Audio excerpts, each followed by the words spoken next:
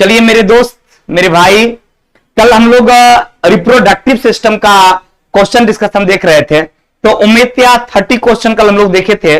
शेष जो आज बचा हुआ है आज उस पर हम लोग चर्चा करेंगे। आज वो सारा क्वेश्चन हम लोग देखेंगे जो क्वेश्चन कल हम लोग नहीं देख पाए थे। हाँ, कल रात्रि 8 बजे क्लासेस हुई थी आपके। बिल्कुल बिल्कुल।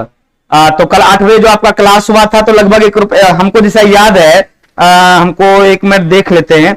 ऐसे 30 नंबर क्वेश्चन तक कल हम बता दिए थे। आज हम लोग 31 से देखने जा रहे हैं। कितने नंबर से पढ़ेंगे? 31 से।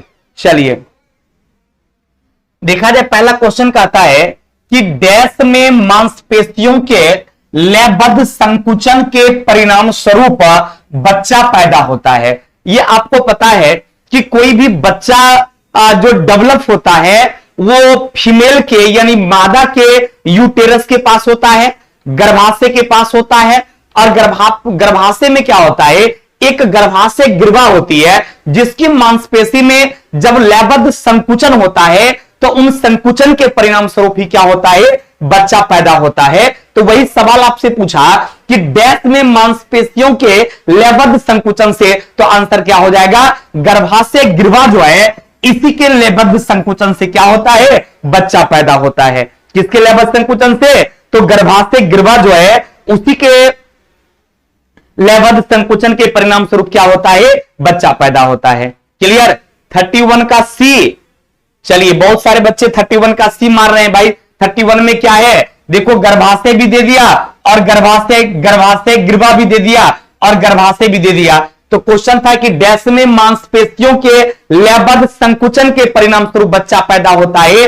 तो संकुचन जो होता है वो गर्भाशय में ही होता है। तो 1 नंबर ऑप्शन देके ये क्या किया? आपको कंफ्यूज कर दिया। क्योंकि बहुत सारे बच्चों के मन में तुरंत आ गया होगा कि आंसर गर्भाशय ग्रीवा ही होगा, लेकिन बच्चे का डेवलपमेंट कहां होता है? गर्भाशय में होता है और उसी गर्भाशय में संकुचन के फलस्वरूप बच्चा पैदा होता है। तो इसलिए इसका आंसर क्या होगा?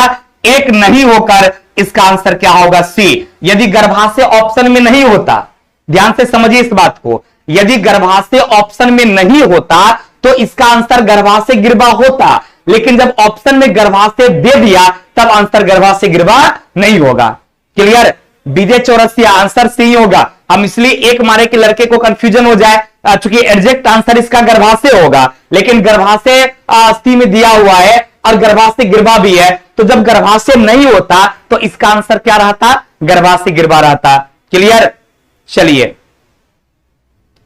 तो इसका आंसर क्या हो गया? बहुत लोग कंफ्यूजन में ए भी मारते और मारे भी, लेकिन इसका आंसर क्या होगा? सी नंबर होगा। इसका आंसर हो जाएगा गर्भाशय। क्लियर? अगला जस्ट क्वेश्चन देखिए, सेम टू सेम अगला क्वेश्चन है। एकदम देखिए कि गर्भाशय जो है डैश के माध्यम से योनि में खुलता है, तब आंसर क्या हो जाएगा? गर्भाशय ग्रीवा के माध्यम से। एकदम ध्यान दीजिएगा, यदि क्वेश्चन ये रहे कि गर्भाशय डैश के माध्यम से योनि में खुलने का काम करता है, तब आंसर क्या हो जाएगा? गर्भाशय ग्रीवा हो जाएगा। लेकिन सवाल यह रहे कि किसके संकुचन के कारण बच्चा पैदा होता है, तब आंसर गर्भाशय होगा। हां, गर्भाशय नहीं रहेगा तो आप गर्भाशय ग्रीवा मार सकते हैं, लेकिन जब गर्भाशय भी ऑप्शन में रहे तो आंसर गर्भाशय होगा। और अगला क्वेश्चन आपसे कहा कि गर्भाशय डैश के माध्यम से योनि में खुलता है, तब आंसर आप क्या क्या हो जाएगा? गर्भाशय ग्रीवा के माध्यम से योनि में खुलता है। शुक्रवाहिका के बारे में आपको पता है, यह शुक्रवाहिका क्या होता है? जो शुक्राणु को गति प्रदान करता है, यानी जो शुक्राणु को आगे की ओर ले जाता है, जो शुक्राणु को मूत्र मार्ग तक पहुंचाता है, वो शुक्रवाहिका कहलाता है, जिसको स्पर्म डक्ट कहते हैं। शुक्रवाहिका को ही क्या कहा जाता है? स्पर्म डक्ट कहा जाता है। स्पर्म डक्ट के नाम से जाना जाता है। क्लियर? तो आंसर क्या हो गया बाबू रे? गर्भाशय ग्रीवा। चलिए समझ में आ गया विजय? Thank you. अगला क्वेश्चन है बाबू, कहता है कि मादा रोगाणु कोशिकाएं या अंडे किसमें निर्मित होती है? कहता है कि मादा रोगाणु कोशिका जो है या फिर कहिए अंडा जो है उसका निर्माण कहां से होता है? तो सबको पता है, जब ये अंडाणु की बात करेगा, अंडे की बात करेगा, तो अंडे का निर्माण कहां होगा? तो अंडाशय में होगा, जिसको अंग्रेजी में आप ओवरी कहते हैं। तो आंसर क्या हो गया? अंडाशय ओवरी। और ओवरी की संख्या कितनी होती है बाबू? सबको पता है कि ओवरी वन पेयर बोले तो कितना? 2 होता है। जिस तरह से मेल में यानी हम लोगों में टेस्टिस होता है, 2 वृषण होता है, उसी तरह से मादा में क्या होता है? तो ठीक उसी तरह से मादा में आपका ओवरी होता है और ओवरी की संख्या 1 पेयर होता है, अर्थात 2 होता है। क्लियर हो गया? अगला सवाल कहता है कि शुक्राणु अस्थायी रूप से यानी अनपरमानेंट की बात किया, अस्थायी नहीं बोला अस्थायी रूप से डैश में रखा जाता है। जब शुक्राणु की आपसे बात किया कि शुक्राणु अस्थायी रूप से किसमें रखा जाता है, तब आंसर क्या हो जाएगा? अधिवृषण में। अस्थायी रूप से रहेगा तो आंसर वृषण होगा, लेकिन जब अस्थायी की बात करेगा कि अस्थायी रूप से कहां रखा जाएगा, तब आंसर क्या हो जाएगा? अधिवृषण हो जाएगा, जो कि ऑप्शन नंबर बी में लिखा हुआ है। क्लियर? चलिए अगला क्वेश्चन है कि इनमें से कौन सा मनुष्यों में पुरुष प्रजनन अंग का एक हिस्सा है? तो पुरुष प्रजनन अंग में स्पर्म होता है, स्पर्म डक्ट होता है, वृषण होता है, प्रोस्टेट ग्लैंड होता है, ये सब पुरुष का होता है। तो ऑप्शन देखना पड़ेगा शुक्रवाहिका, जिसको आप क्या कहते हैं? स्पर्म डक्ट कहते हैं। अर्थात स्पर्म डक्ट जो है, शुक्रवाहिका जो है, शुक्राणु का वहन करता है, अतः पुरुष प्रजनन का ये क्या हो जाएगा? मेन हिस्सा हो जाएगा। और मादा प्रजनन में इन तीनों का नाम आता है। ये तीनों मादा प्रजनन के पार्ट से हैं। नीचे का तीनों ऑप्शन बाबू मादा प्रजनन के पार्ट से है, जबकि पुरुष में कौन आ जाएगा? स्पर्म डक्ट आ जाएगा, टेस्टिस आ जाएगा, स्पर्म आ जाएगा, प्रोस्टेट ग्लैंड आ जाएगा, पेनिस आ जाएगा, ब्लैडर आ जाएगा। ये सब किसका होता है? पुरुष प्रजनन अंग का भाग होता है। अगला क्वेश्चन कि निम्नलिखित में से कौन सा मानवों में पुरुष प्रजनन प्रणाली का हिस्सा नहीं है? अब इसमें बोला कि जो पुरुष प्रजनन का हिस्सा नहीं है, इसका मतलब वो मादा का होगा। तो अंडाशय आपको पता है, ओवरी किसमें होता है? ये पुरुष में नहीं होता है। अंडकोश तो होबे करता है, वृषण तो होता ही है, शुक्रवाहिका तो पुरुष में होता ही है। तो पुरुष में क्या नहीं होता है? तो ओवरी नहीं होता है। अंडाशय जो है ये किसमें होता है? मादा प्रजनन अंग में होता है। ये मादा प्रजनन अंग का पार्ट है और इसी की संख्या 1 जोड़ा अर्थात 2 होती है। वृषण किसमें होता है? नर में। वृषण नर में होता है, शुक्रवाहिका भी नर में होता है, अंडकोश भी किसमें होता है? नर में होता है। तो सवाल क्या पूछा था कि जो नर में नहीं है। क्लियर हो गया? कोई कंफ्यूजन बाबू किसी को भी? चलिए अब अगला क्वेश्चन कहता है, एकदम आराम से देखेंगे भाई, एकदम आराम से, चूंकि ये टॉपिक आप लोग अच्छे तरीका से पढ़ लिए हैं, इसीलिए आप लोग जब कमेंट करते हैं और बिल्कुल सही तो काफी अच्छा लगता है कि चलो हम किसी के काम आए। इसी तरह से आप लोग जब भी टॉपिक पढ़िए तो अब्सेंट मत कीजिए बाबू। जैसे कि अब्सेंट यदि मान लिया अगर लाइव में नहीं पढ़ सके तो बाद में भी जरूर वीडियो देखिए, और जिस दिन जो पढ़ाया जाता है आप प्रयास कीजिए उसको उसी दिन रिवीजन कर लेने का, अपनी बुक से पढ़ लेने का, ताकि आपके लिए वो बेहतर हो सके। क्लियर? चलिए अगला क्वेश्चन है कि भ्रूण के लिए भोजन संग्रहित करने वाली जन्म कोशिकाओं को क्या कहते हैं? स्पष्ट है, जो भ्रूण को क्या कहते हैं? भोजन प्रदान करता है। तो भ्रूण को भोजन प्रदान कौन करेगा? मादा जन्म का युग्मक करेगा। तो उसी को क्या कहा जाता है? तो उसको मादा युग्मक कहा जाता है। नहीं, जो भ्रूण को भोजन प्रदान करने का काम करता है उसको क्या कहते हैं बाबू रे? मादा युग्मक कहते हैं। और ये नर युग्मक किसमें होता है? जो शुक्राणु को गति प्रदान करता है। नहीं, जो आपके शुक्राणु को गतिशील करता है, अर्थात गति प्रदान करता है, उसको नर युग्मक कहा जाता है। जो स्पर्म को गति प्रदान करेगा वो क्या कहलाएगा? वो आपका नर युग्मक कहलाएगा। और जो भोजन को संग्रहित करता है वो क्या कहलाता है? मादा युग्मक कहलाता है। क्लियर? चलिए अगला क्वेश्चन कहता है, डैश के द्वारा शुक्राणु वृषण से बाहर जाता है। अब देखिए वृषण में शुक्राणु रहता है, तब उसमें क्या आता है? आपके वृषण से एक नली लगी रहती है। जैसे सपोज करो बाबू कि ये आपका 2 ओवल है, नहीं, ये वृषण है, ये आपका टेस्टिस है। तो टेस्टिस से ही आप देखिएगा कि इस तरह का जो है एक ट्यूब लगी रहती है, इसको कहा जाता है स्पर्म डक्ट। इसको क्या कहा जाता है बाबू रे? तो इसको स्पर्म डक्ट कहा जाता है। अर्थात डैश के द्वारा शुक्राणु वृषण से बाहर जाएगा, तो वृषण से बाहर शुक्राणु किसके माध्यम से जाएगा? स्पर्म डक्ट के माध्यम से। और इसी को हिंदी में क्या कहा जाता है? शुक्र वाहिका कहा जाता है। अर्थात आंसर क्या होगा? शुक्र वाहिका यानी स्पर्म डक्ट। क्लियर? चलिए अगला सवाल कहता है कि इनमें से क्या एक नर प्रजनन अवयव नहीं है? तो इसका मतलब बहुत सारा मादा का होगा जो नर का नहीं है, इसके बारे में पूछा। तो अंडकोश की थैली होबे करता है, प्रोटेस्ट ग्लैंड भी होता है, वृषण भी होता है। तो कौन नहीं होता है? तो आंसर गर्भाशय गिरवा हो जाएगा। गर्भाशय गिरवा किसमें होता है? यह मादा प्रजनन अंग में होता है।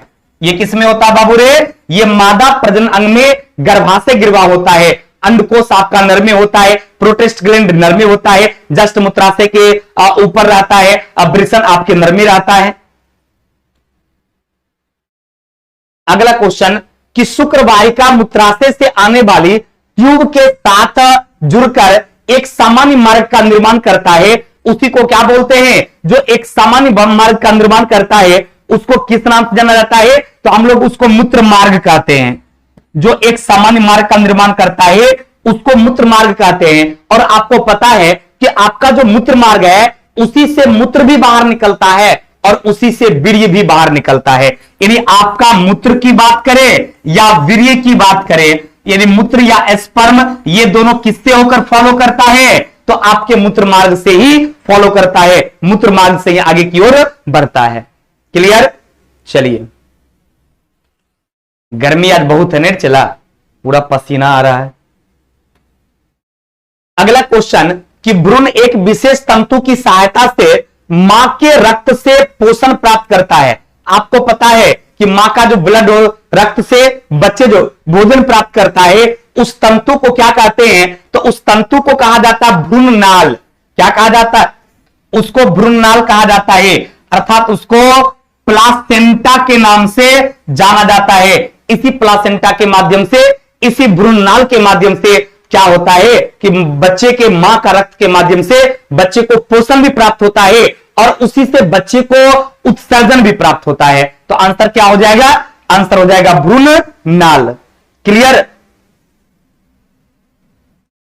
अगला है उस विधि को क्या कहते हैं जिसके द्वारा गर्भाशय में कॉपर टी रखी जाती है? आपको जानते होंगे या नहीं भी जानते होंगे। जैसे होता क्या है कि कोई विवाहित महिलाएं जो होती है उसे मान लिया जाए एक बच्चा पैदा कर दिया, अब उसे बच्चा पैदा करने का मन नहीं है या फिर 5 साल बाद मन है कि बच्चा पैदा करें, तब तक के लिए तो कोई गर्भ निरोधक का कार्य तो होना चाहिए। तो ये कॉपर टी जो लगता है यह एक गर्भ निरोधक कार्य है और इसके माध्यम से क्या होता है कि वो महिलाएं सेक्स तो करती है लेकिन बच्चा पैदा नहीं होता है, यानी वो प्रेग्नेंट नहीं हो पाती है। तो आंसर क्या हो जाएगा? डैश के द्वारा गर्भाशय कॉपर टी रखी जाती है, तो गर्भ निरोधक के द्वारा जो होता है क्या लगाया जाता है?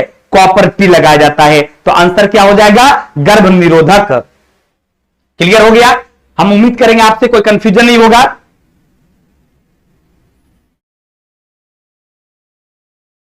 अविनाश कुमार आपसे बात नहीं करते हैं अरे चला कमेंट में बहुत ना आता है, किसका कमेंट देखें, पढ़ाएं कि कमेंट देखें। हम उम्मीद करते हैं कि आप लोग अच्छी तरीके से पढ़ते हैं, आप सबका कमेंट पॉजिटिव आता है, आप आंसर देते हैं, बहुत अंदर से खुश रहते हैं। हम तुम्हारा कमेंट देखे ना देखे अंदर से बहुत खुशी मिलती है जब आप पूरी टॉपिक अच्छे से पढ़ लेते हैं, घर पे जाकर रिवीजन करते हैं और आप अच्छा अच्छा जवाब देते हैं, क्वेश्चन का जवाब देते, बहुत अच्छा लगता है। अदिति है, विजय है, नीरज है, आप हैं, अविनाश जी हैं, ये सारे बच्चे एकदम रेगुलर वे में अच्छे से पढ़ते हैं और अच्छा जवाब भी देते हैं। जैसे एक आध बच्चा है, हमको लगता है यदि 8-9 हजार बच्चे पढ़ते हैं तो इसमें से मुश्किल से 5-7 ऐसे बच्चे हैं जो समझिए बहुत कमजोर हैं और पढ़ना भी नहीं चाहते हैं, छोटा मेहनत तो नहीं करता है, तो उसको थोड़ा सा परेशानी होता है। बाकी आप लोगों को कहीं कोई दिक्कत नहीं हो रहा है, इसके लिए एकदम बहुत तहे दिल से आप धन्यवाद के पात्र हैं कि आप इतना अच्छा से पढ़ते हैं। और हम आशा रखते हैं कि आप सभी लोग बढ़िया से पढ़िए। जब भी हम क्लास लेते हैं मंडे टू फ्राइडे में आपकी थ्योरी की क्लास चलती है, तो क्लास अब्सेंट नहीं कीजिए। मान लिया जाए किसी भी कारणवश आप नहीं कर पाए, कोई बात नहीं है, बाद में वीडियो देख लेंगे, इसके लिए बहुत चिंता की तो बात है नहीं। चलिए विशाल जी, लव यू टू, पढ़ो बढ़िया से, बदमाशी नहीं चुट्टा मारेंगे। कल सर जी ट्विटर कैंपेन में भाग लेना है, बिल्कुल लेना है। कल सभी लोगों को ट्वीट करना है दिन के 10 बजे, एकदम करना चला ट्वीट, क्योंकि अब बर्दाश्त से बाहर हो गया है बच्चों के लिए भी। हम लोग भी वीडियो बनाए हैं, आप लोग देखे ही होंगे, नहीं अपने एसके झा सर के चैनल पे हमारी भी वीडियो होगी, और आप लोग का सपोर्ट चाहिए, बिल्कुल आप लोग भी बनाइए। चलिए, तो क्लियर हो गया कि ये कॉपर टी जो लेती है महिलाएं लोग, ताकि मतलब प्रेग्नेंट वो ना हो पाए, 2-4-5 साल मस्ती कर सकें, तो उसको क्या कहा जाता है, तो उस विधि को हम लोग गर्भ निरोधक बोलते हैं। क्लियर। अगला सवाल है कि नर प्रजनन तंत्र के कौन से अंग में मुख्य आनुवांशिक सामग्री पाया जाता है। कहता नर प्रजनन तंत्र का कौन ऐसा अंग है जिसमें मुख्य आनुवांशिक सामग्री जो लक्षण को ले जाता है एक पीढ़ी से दूसरे पीढ़ी, वो आपका शुक्राणु है, वो आपका स्पर्म है। क्योंकि स्पर्म जो है, इसी स्पर्म के माध्यम से माता पिता का लक्षण जो है वो संतान तक जा पाता है। क्योंकि जब तक सेक्सुअल रिप्रोडक्शन नहीं होगा, चलिए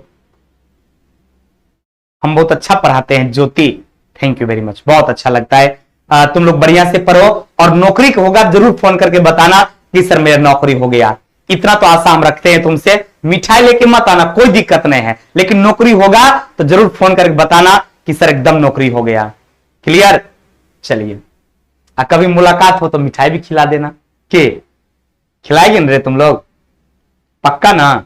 चलिए कुणाल जी, बी आंसर होगा, बहुत अच्छी बात है।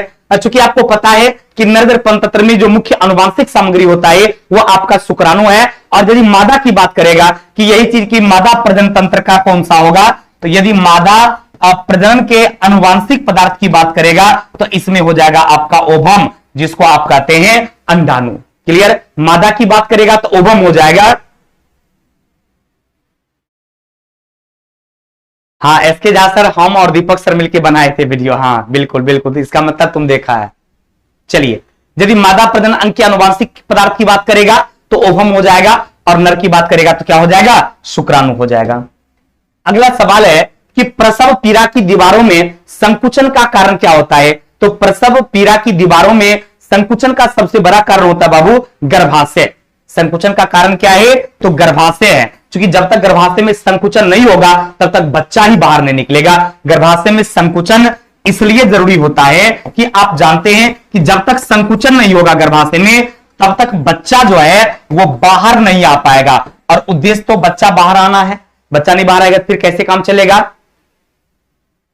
चलिए अगला क्वेश्चन कि अंडे को अंडाशय से गर्भाशय तक पहुंचाने का काम कौन करता है। तो अंडे को अंडाशय से गर्भाशय तक जो ले जाता है उसको हम लोग क्या कहते हैं, जो अंडाशय से जो गर्भाशय तक ले जाएगा उसको बीज वाहिका बोलेंगे। क्या बोलेंगे, जो अंडे को अंडाशय से गर्भाशय तक ले जाएगा इसका मतलब वो स्पर्म को ले जाएगा, वो बीज को ले जाएगा, तो इसलिए उसको बीज वाहिका बोलेंगे। क्या बोलेंगे, बीज वाहिका। अब मूत्रवाहिनी क्या करता है, मूत्र को एक जगह से दूसरे जगह ले जाता है। शुक्र वाहिका क्या करता है, स्पर्म को ले जाता है। और गर्भाशय गिरवा क्या करता है, तो गर्भाशय गिरवा जो है वह गर्भाशय में संकुचन पैदा करता है। क्लियर। सरदार जी भी साथ में थे, हाँ बिल्कुल बिल्कुल देखा है तुम लोग। अगला क्वेश्चन, निम्नलिखित में से कौन सा मादा प्रजनन तंत्र का एक हिस्सा नहीं है। तो मादा प्रजनन तंत्र में शुक्र वाहिका नहीं होता है, क्योंकि आपको पता है शुक्र वाहिका यानी स्पर्म डक्ट जो है, ये स्पर्म डक्ट किसमें पाया जाता है, ये नर प्रजनन तंत्र का भाग है। स्पर्म डक्ट जो है ये नर प्रजनन तंत्र का हिस्सा है शुक्र वाहिका। अर्थात ये क्वेश्चन पूछ रहा था हिस्सा नहीं है मादा प्रजनन तंत्र का, तो आंसर क्या हो जाएगा, शुक्र वाहिका हो जाएगा। क्लियर। चलिए अगला क्वेश्चन कहता है कि मानव शरीर का कौन सा अंग अंडे को अंडाशय से गर्भाशय तक ले जाता है। आपको पता है कि अंडाशय से गर्भाशय तक कौन ले जाएगा, फैलोपियन ट्यूब ले जाएगा, जिसको आप क्या बोलते हैं, डिंब वाहिनी बोलते हैं। तो आंसर क्या होगा, फैलोपियन ट्यूब का ही काम है कि अंडे को अंडाशय से गर्भाशय तक ले जाए। क्लियर? बी होगा। चलिए, थैंक यू वेरी मच।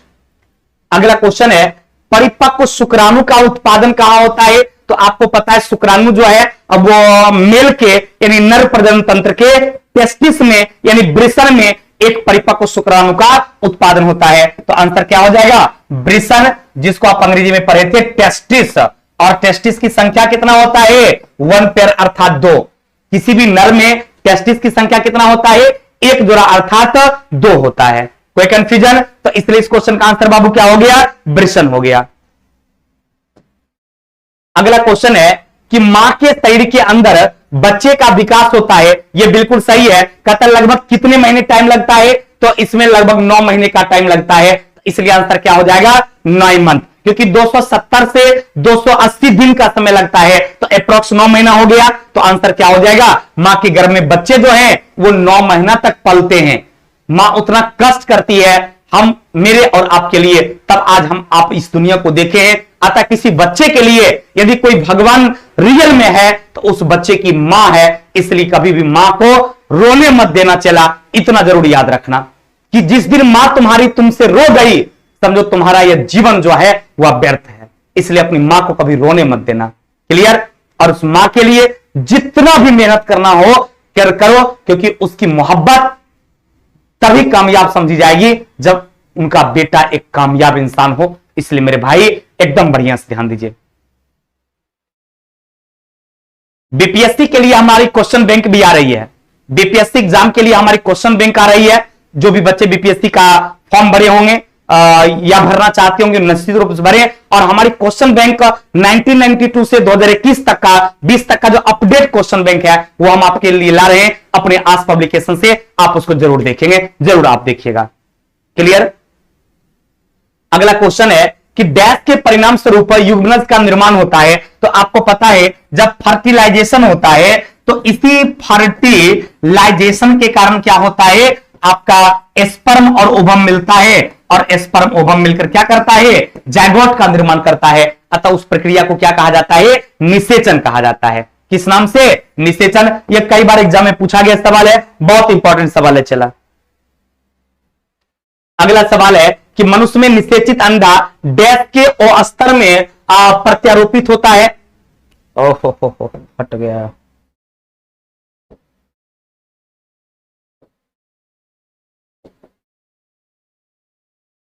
अरे बापी क्या हो गया? अरे चला, बहुत पीछे चल गया। आ जाएगा, 1 मिनट चला।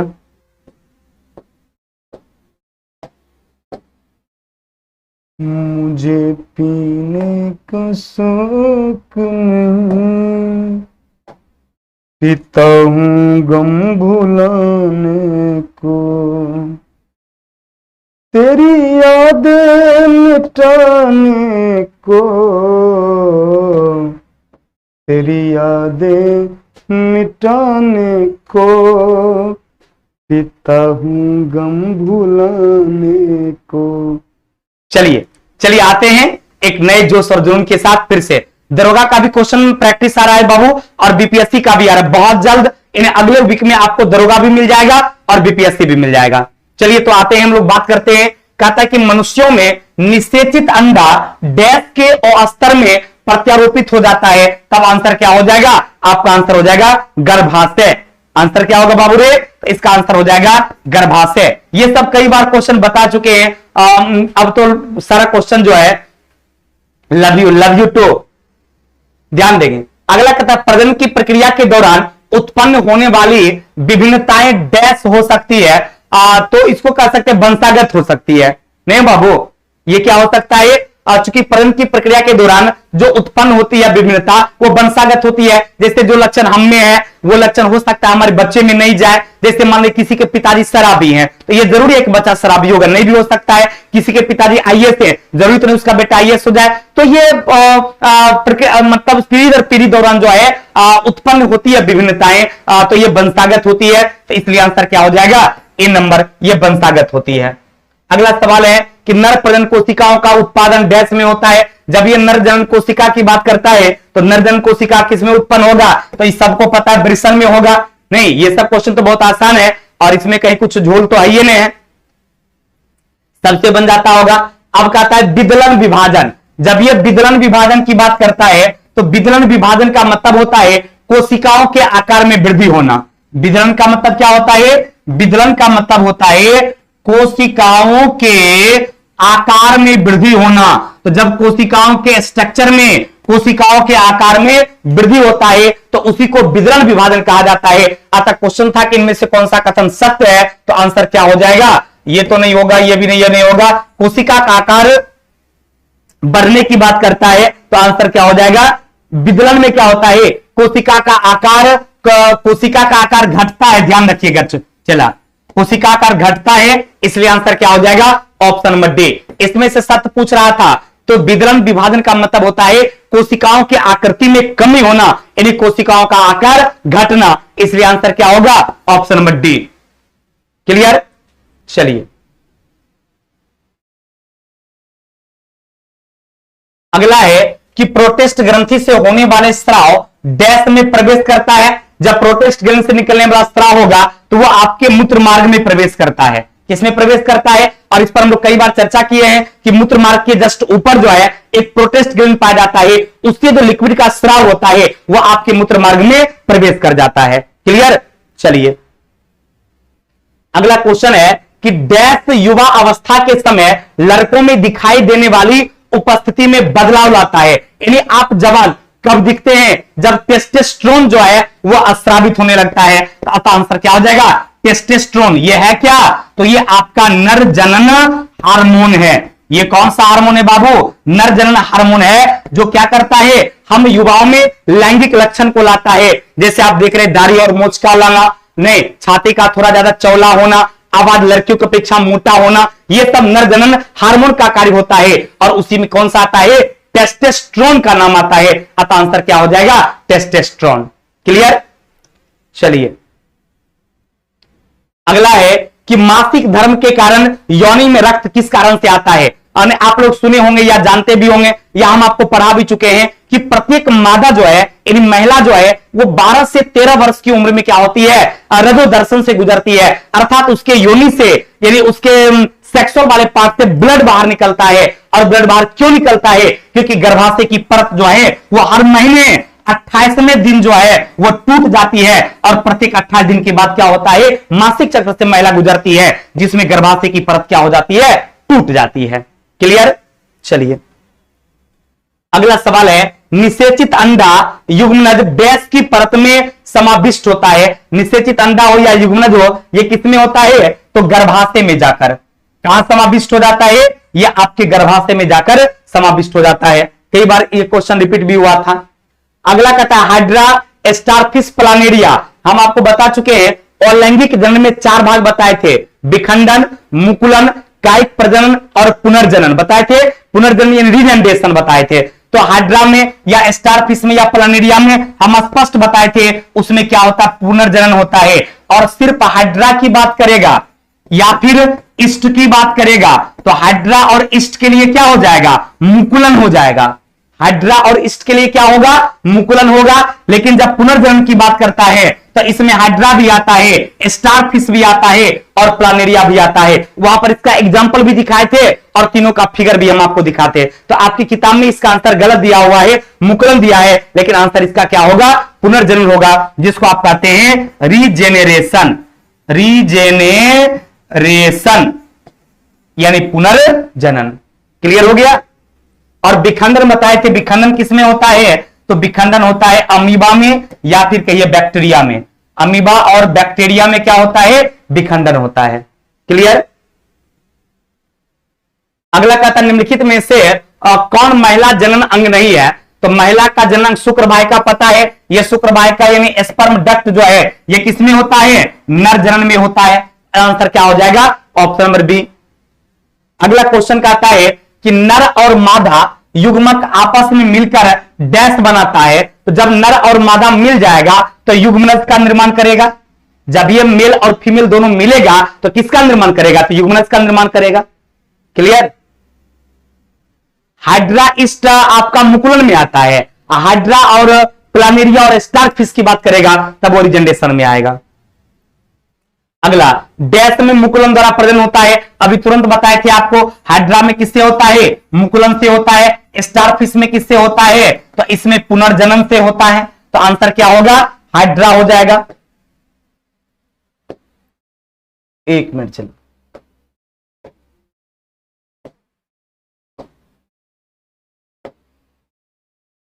तो आंसर क्या हो गया भाई रे? तो आंसर आपका हो गया हाइड्रा। आगे बढ़े, अगला क्वेश्चन कहता है कि निम्नलिखित में से किस प्रकार के प्रजनन में पूर्ण वयस्क छोटे जीव अपने जनन शरीर से अलग हो जाता है और एक नया स्वतंत्र रूप से निर्माण करता है? तब आंसर उसको क्या बोलते हैं? उसको बडिंग बोलते हैं, उसको मुकुलन बोलते हैं। जैसे कि हम आपको एग्जांपल में हाइड्रा के बारे में बताए थे कि हाइड्रा के शरीर से वड निकलती है, धीरे धीरे वो बड़ा होकर हैवी हो जाता है और टूटकर फिर नए हाइड्रा का निर्माण करता है। तो उसको प्रक्रिया को क्या बोलते हैं? मुकुलन बोलते हैं। अगला, निम्नलिखित में से मुकुलन द्वारा जन्म किसमें होता है? तो अभी तुरंत बताए थे, ईस्ट की बात करें या हाइड्रा की बात करें, हाइड्रा और ईस्ट में क्या होता है? तो इसमें आपका मुकुलन होता है। हाइड्रा और ईस्ट में क्या होता है? मुकुलन होता है। अगला है, शुक्र वाहिका सामान्य मार्ग के निर्माण के लिए मूत्राशय से होकर अपने आने वाली नलिका के साथ जुड़ी होती है, उसे क्या कहा जाता है? तो एकदम सभी लोगों को याद होना चाहिए, इन्हें याद होगा तो एकदम मारेंगे। मूत्र मार्ग कई बार हम बता चुके हैं, उसको क्या कहा जाता है? तो मूत्र मार्ग कहा जाता है। और इसी मूत्र मार्ग से मूत्र और बीड़ी दोनों क्या होती है? एक साथ बाहर निकलती है।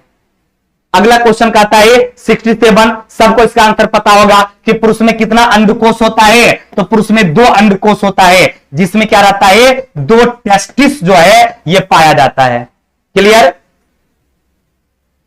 अगला क्वेश्चन, गर्भाशय में मानव भ्रूण किस द्रव में तैरता है? तो उसको आम्लयातिक द्रव कहते हैं। कौन द्रव कहते हैं? आम्लयातिक द्रव के नाम से जाना जाता है, जो भ्रूण कोश में क्या होता है? भ्रूण तैरने का काम करता है। अगला, 2 युग्मकों के संयोजन को क्या बोलेंगे? फर्टिलाइजेशन बोलेंगे। निषेचन का मतलब होता है 2 युग्मक जिसमें संयोजित होता है, यानी एक स्पर्म और दूसरा ओवम, जब दोनों संयोजित होता है तो उसी को निषेचन यानी फर्टिलाइजेशन के नाम से जाना जाता है। किस नाम से? फर्टिलाइजेशन के नाम से जाना जाता है। क्लियर?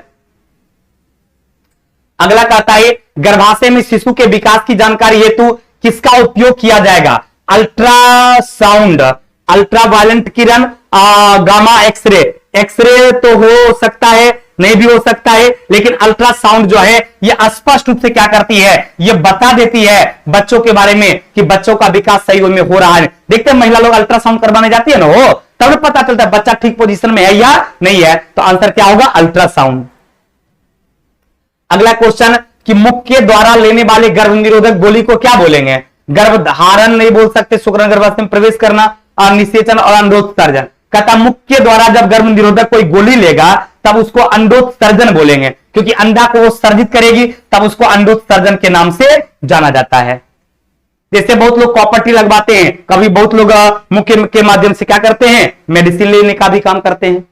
अगला कहता निम्नलिखित में से कौन सी स्थिति टेस्ट ट्यूब व्याधि की परिघटना को सही रूप में निरूपित करती है? देखिए, टेस्ट ट्यूब व्याधि में हम बताए थे कि निषेचन जो होता है वो कहां होता है? तो निषेचन एक प्रखनली में होता है, एक ट्यूब में होता है, और निषेचन होने के बाद उस ट्यूब से जायगोट को निकालकर मादा के गर्भ में दे दिया जाता है। तो उस बच्चे को क्या कहते हैं? तो उस बच्चे को हम लोग टेस्ट ट्यूब बेबी बोलते हैं। तो उसके हिसाब से आंसर क्या हो जाएगा? आप लोग भी बता सकते हैं। उसके हिसाब से आंसर हो जाएगा कि निषेचन बाह्य होता है और विकास आंतरिक होता है। निषेचन टेस्ट ट्यूब में होता है और बच्चे का विकास मां के गर्भाशय में होता है, जो कि आंसर ऑप्शन नंबर सी में दिया हुआ है और यही सही है। और टेस्ट ट्यूब बेबी का हम फिगर भी आपको दिखाया था, आपको याद होगा जब हम ये टॉपिक पढ़ा रहे थे, टेस्ट ट्यूब में दिखाए थे कि फर्टिलाइजेशन जो होता है, निषेचन की परिघटना टेस्ट ट्यूब में होता है, लेकिन जब निषेचित हो जाता है तो वो जायगोट मां के गर्भ में दे दिया जाता है और फलता वो विकसित होता है आंतरिक भागों में। फर्टिलाइज होगा बाहर में, अब विकसित होगा आंतरिक भागों में। अगला कहता है यौन प्रजनन में अभिभावक का योगदान क्या होता है? अभिभावक बोले पिता का योगदान जो होता है जीन का आधा होता है, तो उसके वंशाणु जीन का आधा जो है वो क्या होता है? अभिभावक बोले तो पिता का होता है। अभिभावक बोले तो आधा पिता का और आधा माता का होता है। निषेचित अंडा युग्मज किसमें समाविष्ट होगा? जब निषेचित अंडा और युग्मनज है तो यह आपको गर्भाशय में जाकर क्या हो जाएगा, समाविष्ट हो जाएगा गर्भाशय में। अगला क्वेश्चन, मादा प्रजनन कोशिका का नाम क्या है? मादा प्रजनन कोशिका जो है उसको हम लोग क्या बोलते हैं, अंडा बोलते हैं, ओवम। कहता परकनली शिशु क्या है? तो अभी तुरंत बताया कि निषेचन प्रकनली में होता है, लेकिन यह गर्भाशय में विकसित होता है, बिल्कुल सही है। बताए तो निषेचन प्रकनली में होगा। फर्टिलाइजेशन जो है, स्पर्म और ओवम मिलने की घटना जो है वो प्रकनली में ही संभव होती है, लेकिन गर्भाशय में क्या होता है, उसका विकास होता है। अतः आंसर क्या हो जाएगा, ऑप्शन नंबर बी हो जाएगा। क्लियर। अगला, कि मनुष्य में गर्भकाल कितने दिनों का होता है? तो मनुष्य का गर्भकाल जानवे करते हैं 9 महीने का होता है, यानी 270 से 280 दिन। कभी कभी डे में पूछता है कितने डेज का होता है, तो आप क्या बताओगे, 270 से 280 दिन का होता है। स्त्रियों में नसबंदी को क्या कहा जाता है, ट्यूबेक्टोमी कहा जाता है। यानी आंसर इसका बी होना चाहिए, ट्यूबेक्टोमी, बिल्कुल सही है, ट्यूबेक्टोमी। और जो नर में होता है उसको कहा जाता है वेसेक्टोमी। नर में यदि होगा तो नर वाला को क्या कहा जाता है, वेसेक्टोमी कहा जाता है। और स्त्रियों की नसबंदी जो होती है, जिसमें स्त्री ऑपरेशन करवा लेते हैं ताकि बच्चा ना हो, उसको क्या कहा जाता है, ट्यूबेक्टोमी कहा जाता है। क्लियर। आगे पुरुषों की बात किया, तभी तुरंत बताया कि पुरुषों में होता है वेसेक्टोमी। अगला कहता है एमनियोसिंटोसिस एक तरीका है जो क्या बताता है, एमनियोसिंटोसिस से क्या होता है कि भ्रूण के लिंग का निर्धारण होता है। एमनियोसिंटोसिस से क्या होगा, एक परीक्षण की विधि है, इससे भ्रूण के लिंग का भी पता चलता है और बीमारी का भी पता चलता है। लिंग का भी पता चलता है और बच्चों की बीमारी का भी पता चलता है, किससे, एमनियोसिंटोसिस से। और अगला सवाल आपका है कि एक कोशिका के दो समान संतति कोशिकाओं में बंटना क्या कहलाता है, द्विविखंडन कहलाता है। जब दो भागों में बटेगा तो उसको द्विविखंडन यानी बाइनरी डिफ्यूजन के नाम से जाना जाता है, यानी द्विविखंडन कहा जाता है। चलिए मेरे भाई, आज हम आपकी सेवा ये रोकते हैं, ये क्वेश्चन डिस्कशन आपका समाप्त होता है।